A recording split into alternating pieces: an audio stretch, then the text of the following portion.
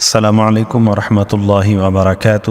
آج ہم جس موضوع کے اوپر بات کریں گے وہ ہے اہل جنت کے نغمے۔ ارشاد باری تعالی ہے فی روضۃ یحبرون۔ امام یحییٰ بن کثیر اللہ تعالی کے قول یحبرون کی تفسیر میں فرماتے ہیں کہ اس سے مراد جنت کے گانے ہیں۔ جنت کے نغمے تسبیح و تقدیس ہوں گے۔ اس کے متعلق حضرت ابو ہریرہ رضی اللہ عنہ فرماتے ہیں کہ جنت میں جنت کی لمبائی کے برابر نہر ہے۔ اس کے دونوں کناروں پر کنواری لڑکیاں آمنے سامنے کھڑی ہو کر گائیں گی اور لوگ اس کو سنیں گے حتیٰ کہ اہل جنت سمجھیں گے کہ ایسی لذت جنت میں نہیں ہے۔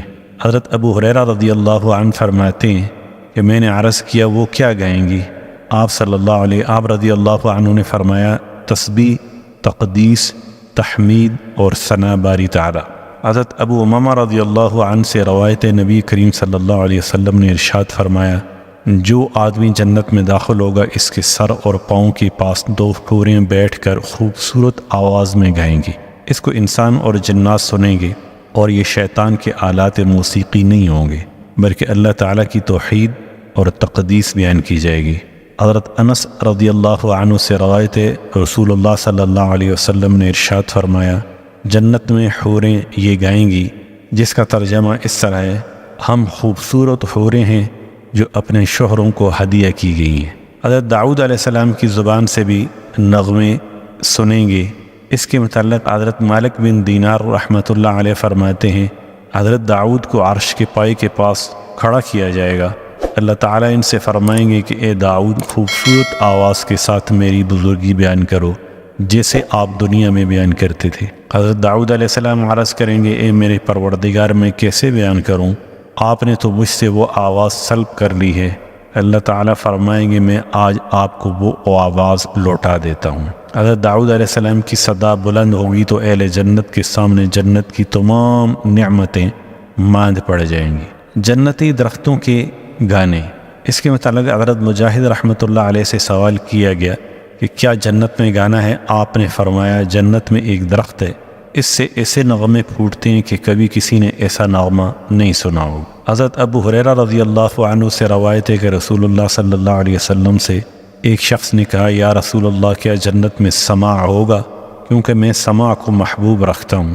رسول اللہ صلی اللہ علیہ وسلم نے فرمایا قسم ہے اس ذات کی جس کے قوت قدرت میں میری جان ہے، اللہ تعالیٰ جنت کے ایک درخت کی طرف وحی فرمائیں گے تم میرے ان بندوں کو سناؤ جنہوں نے میرے ذکر کی وجہ سے ساز اور مزامیر سے اعراض کیا رکھا، پس وہ ایسی آواز کے ساتھ حق تعالیٰ کی تسبیح و تقدیس سنائے گا کہ مخلوق نے ایسی آواز کبھی نہیں سنی ہو۔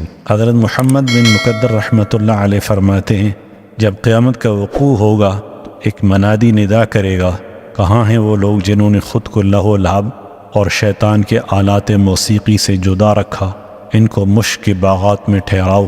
پھر اللہ تعالیٰ ارشاد فرمائیں گے ان کو میری حمد و ثنا سناؤ اور ان کو بتاؤ کہ ان پر کوئی خوف اور غم نہیں ہے۔ ملائکہ کے نغمے۔ حضرت جابر بن عبداللہ رحمۃ رضی اللہ عنہ فرماتے ہیں کہ قیامت کے دن اللہ تعالیٰ فرشتوں سے فرمائیں گے کہاں ہیں وہ لوگ جنہوں نے اپنے کانوں کو شیطان کے آلات موسیقی سے دور رکھا، ان کو علیحدہ واپس وہ لوگ مشک کے ٹیلے پر آ جائیں گے۔ پھر اللہ تعالیٰ فرمائیں گے ان کے سامنے میری تسبیح، بزرگی اور الوہیت بیان کرو، پس وہ اللہ تعالیٰ کی تسبیح کے ترانے ایسے آواز کے ساتھ گائیں گے کہ سامعین اس سے قبل کبھی اس جیسی آواز نہیں سنی ہوگی۔ جنت کے برتن۔ اللہ تبارک و تعالیٰ کا ارشاد ہے وَيُطَافُ عَلَيْهِمْ بِآنِيَةٍ مِّن فِضَّةٍ وَأَكْوَابٍ كَانَتْ قَوَارِيرَ مِن فِضَّةٍ قَدَّرُوهَا تَقْدِيرًا۔ اور لوگ لیے پھرتے ہیں ان کے پاس برتن چاندی کے اور آبخورے جو ہو رہے ہیں شیشے ہیں چاندی کے ماپ رکھا ہے ان کا ماپ۔ ایک اور جگہ ارشاد ہے وَيُطَافُ عَلَيْهِمْ بِصِحَافٍ مِّن ذَهَبٍ وَأَكْوَابٍ۔ لیے پھریں گے ان کے پاس رکابیاں سونے کی اور آبخورے چاندی کے برتن۔ اس کے متعلق حضرت ابن عباس رضی اللہ عنہ سے ارشاد باری تعالیٰ ہے آنیۃ من فضہ کی تفسیر میں مروی ہے کہ اس سے مراد چاندی کے برتن ہیں جو شیشے کی طرح صاف شفاف ہوں گے، اور قدروہا تقدیرہ سے مراد یہ ہے کہ ان کی مقدار ایک ہتھیلی کی بقدر ہوگی۔ جنت کی چاندی شیشے کی طرح شفاف ہوگی۔ اس کے متعلق حضرت ابن عباس رضی اللہ عنہ فرماتے ہیں اگر آپ دنیا کی چاندی کو پیس لیں اور اسے باریک کوٹ لیں یہاں تک کہ وہ مکھی کے پر کی بقدر باریک ہو جائے تو بھی اس کے اندر سے پانی نظر نہیں آ سکتا، لیکن جنت کی چاندی ایسی نہ ہوگی بلکہ اس میں چاندی کی سفیدی اور شیشے کی شفافی دونوں جمع ہوں گی۔ حضرت ابن عباس رضی اللہ عنہ فرماتے ہیں جنت میں کوئی ایسی چیز نہیں جیسی تمہیں دنیا میں نہ دی ہوگی، سوائے چاندی کے شیشے کے کہ وہ تمہیں دنیا میں نہیں دیا گیا۔ حضرت ابن عمر رضی اللہ عنہ نے اللہ جل شانہ کے قول یطاف علیہم بصحاف من فضہ کی تفسیر فرماتے ہیں اہل جنت کو 70 تشتریاں پیش کی جائیں گی اور ہر تشتری کا ذائقہ دوسری تشتریوں سے جدا ہوگا۔ اہل جنت کی گفتگو، اللہ تبارک و تعالیٰ کا ارشاد ہے وَالْمَلَائِكَةُ يَدْخُلُونَ عَلَيْهِم مِّن كُلِّ بَابٍ سَلَامٌ عَلَيْكُمْ بِمَا صَبَرْتُمْ فَنِعْمَ عُقْبَى الدَّارِ، اور فرشتے آئیں ان کے پاس ہر دروازے سے، کہیں گے سلامتی تم پر بدلے اس کی کہ تم نے صبر کیا، سو خوب ملا عاقبت کا گھر۔ ایک اور جگہ ارشاد ہے لا يسمعون فيها لغوا ولا تأثیما الا قیلا سلاما سلاما، نہیں سنے وہاں بکواس اور نہ گناہ کی بات مگر ایک بولنا ہوگا یعنی سلام سلام۔ ایک اور جگہ ارشاد ہے لا تسمعوا فيها لاغیا، نہیں سنتے اس میں بکواس۔ ایک اور جگہ ارشاد ہے وَنَزَعْنَا مَا فِي صُدُورِهِم مِّنْ غِلٍّ، اہل جنت فضول گوئی، جھوٹ اور گالی سے بچے رہیں گے۔